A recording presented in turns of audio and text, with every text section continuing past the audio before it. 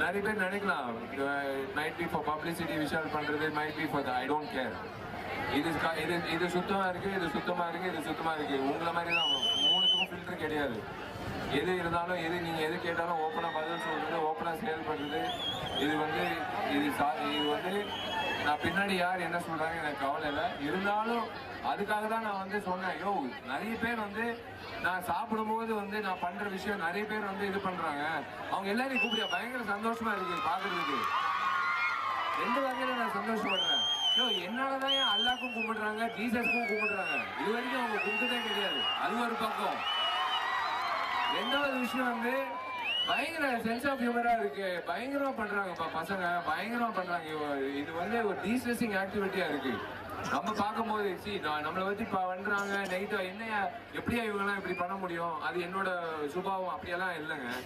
நம்ம பண்றது நம்ம பண்ணிட்டு இருக்கோம். அது